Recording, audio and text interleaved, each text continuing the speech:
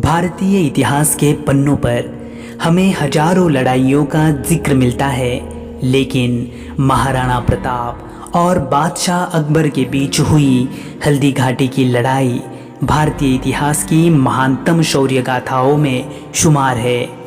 दुनिया के इतिहास को देखा जाए तो आज से लगभग 2500 साल पहले ग्रीस की थर्मोपल्ली की घाटियों में एक ऐसा ही भीषण युद्ध लड़ा गया था।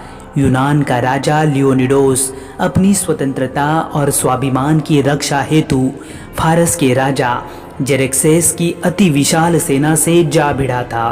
अपने मुट्ठी भर साथियों के बल पर लियोनिडोस ने जेरेक्सेस की सेना का डटकर मुकाबला किया था और मातृभूमि की रक्षा में अपने प्राणों का बलिदान देकर इतिहास के पन्नों पर वो अमर हो गया था। ईसा पूर्व 480 में घटित इस घटना ने लगभग 2000 सालों के बाद सन 1576 में इतिहास को एक बार फिर से दोहराया, लेकिन इस बार ग्रीस की थर्मोपल्ली की घाटियों की जगह मेवाड़ की हल्दी घाटी शौर्य और पराक्रम की दहाड़ से गूंज रही थी। मेवाड़ की मुट्ठी भर राजपूत सेना अपने स्वाभिमान की रक्षा हेतु अति विशाल मुगलिया सेना पर टूट पड़ी थी और महाराणा प्रताप के भाले की नोक शत्रु के रक्त से वीरता की एक अद्भुत कहानी को लिख रही थी। तो आओ दोस्तों, आज हम इसी वीरता के अद्भुत कहानी को अर्थात हल्दी घाटी के महानतम शौर्य गाथा को विस्तार से समझने की कोशिश करते हैं।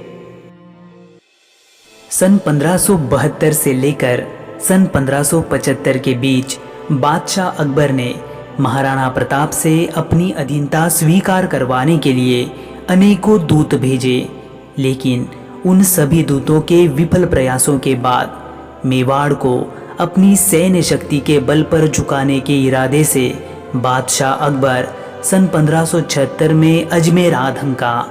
अब बादशाह अकबर किसी भी हालत में महाराणा प्रताप को अपने समक्ष झुकी अवस्था में देखना चाहता था और इसीलिए उसने अपनी 80,000 की सेना का नेतृत्व मानसिंह के हाथों सौंपकर उसे मेवाड़ पर आक्रमण करने का आदेश दिया। 3 अप्रैल सन 1576 में मानसिंह अपनी सेना को लेकर अजमेर से मेवाड़ की तरफ निकल पड़ा। कुछ ही दिनों के बाद मांडलगढ़ के रास्ते से होते हुए मानसिंह ने मोलेला नामक गांव में अपना पड़ाव डाल दिया। इधर 4 सालों से संघर्ष की अविरत तैयारियों में लगे महाराणा प्रताप को जैसे ही मानसिंह के आने की खबर मिली, वे तुरंत अपनी 20,000 की सेना लेकर कुंभलगढ़ से नीचे उतर आए और गोगुंदा से होते हुए वे लोसिंग नामक गांव में आकर रुक गए।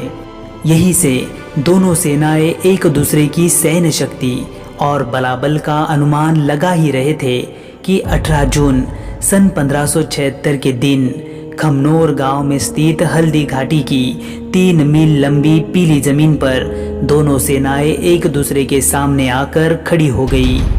कुछ पल बीतने के बाद जैसे ही मानसिंह के हराबल दस्ते ने घाटी की तरफ कूच की, महाराणा प्रताप की सेना हर हर महादेव का नारा लगाते हुए मुगल सेना पर टूट पड़ी। देखते ही देखते रणबांकुरे मेवाड़ियों के कठिन प्रहार से विशाल मुगल सेना की अग्रिम पंक्ति के छक्के छूट गए। ये प्रहार इतना कठिन था कि बाईं ओर की संपूर्ण मुगल सेना जान बचाकर भागने लगी। अपनी सेना को भागता देख चंदावल दस्ते का नेतृत्व कर रहे मेहतर खान ने ढोल नगाड़े बजाकर ये झूठी अफवाह फैला दी कि बादशाह अकबर खुद अपनी बड़ी सेना के साथ इस युद्ध भूमि में आ रहे हैं। बादशाह अकबर का नाम सुनते ही भागती हुई मुगल सेना रुक गई और किसी प्रकार से अपनी हिम्मत को बांधकर वो वापस युद्ध में सम्मिलित हो गई। इधर महाराणा प्रताप अपनी सेना के पहले ही सफल प्रहार से उत्साहित होकर पहाड़ियों से उतरकर मैदान की तरफ बढ़ने लगे। इसी बीच ग्वालियर नरेश राम सातवर ने महाराणा प्रताप को समझाया कि मुगल सेना संख्या बल में हमसे कई गुना अधिक है, इसीलिए इस युद्ध को हमें पहाड़ियों के बीच में रहकर ही लड़ना उचित होगा। लेकिन अति उत्साह से भरे राणा प्रताप नहीं माने। बनास नदी के किनारे स्थित इस मैदान में विशाल मुगल सेना धीरे धीरे मेवाड़ी सेना पर हावी होने लगी। मैदान जंग का आलम कुछ इस प्रकार बना कि बनास नदी के किनारे लाशों का ढेर लग गया।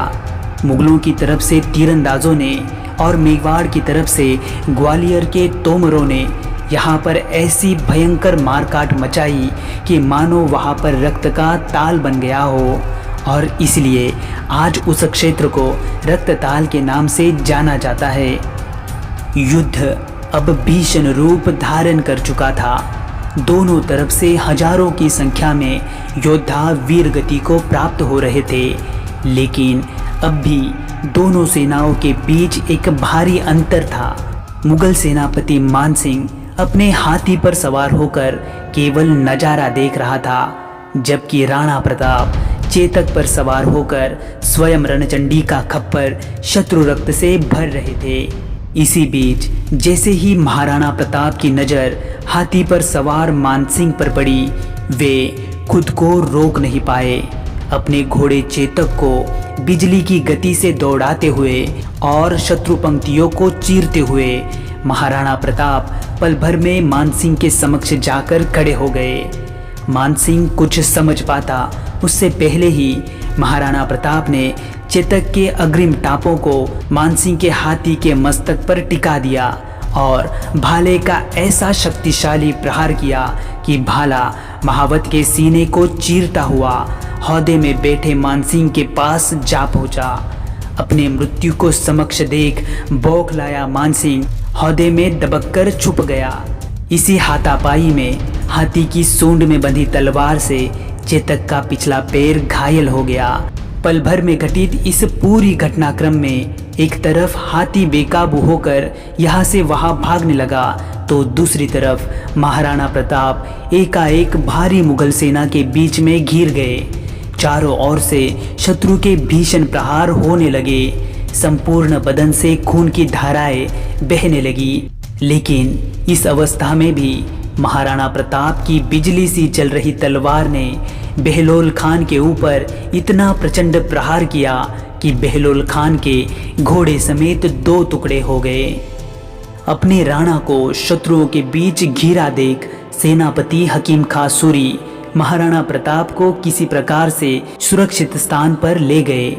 यहाँ पर सादड़ी रियासत के झालामान ने महाराणा प्रताप के मुकुट से राज चिन्ह निकालकर स्वयं धारण कर लिए और उन्होंने महाराणा प्रताप से विनती की कि महाराज, मेवाड़ की सुरक्षा हेतु आपका जीवित रहना बेहद ही आवश्यक है। कृपया आप अति शीघ्रता से युद्ध भूमि से बाहर निकले। बड़े ही बूझे मन से महाराणा प्रताप ने अपने साथियों की बात को माना और वे युद्ध भूमि से बाहर निकले। काफी घायल होने के बावजूद भी चेतक अपने स्वामी को सुरक्षित स्थान पर ले जाने में सफल रहा, लेकिन बलीचा नामक स्थान पर एक बरसाती नाले को लांघते हुए चेतक ने अपने प्राणों का बलिदान कर दिया और अपनी स्वामी निष्ठा को सिद्ध कर वो इतिहास के पन्नों में अमर हो गया। उधर युद्ध भूमि में हजारों वीर योद्धाओं की अमर शहीदी के पश्चात अंततः युद्ध तो समाप्त हो गया, लेकिन महाराणा प्रताप का संघर्ष अविरत रूप से जारी रहा। मेवाड़ियों से 4 गुना अधिक संख्या बल होने के बावजूद भी मानसिंह महाराणा प्रताप को अकबर के समक्ष झुका पाने में असमर्थ रहा और बादशाह अकबर का मेवाड़ जीतने का ख्वाब ही रह गया। तो दोस्तों, आपको ये जानकारी कैसी लगी?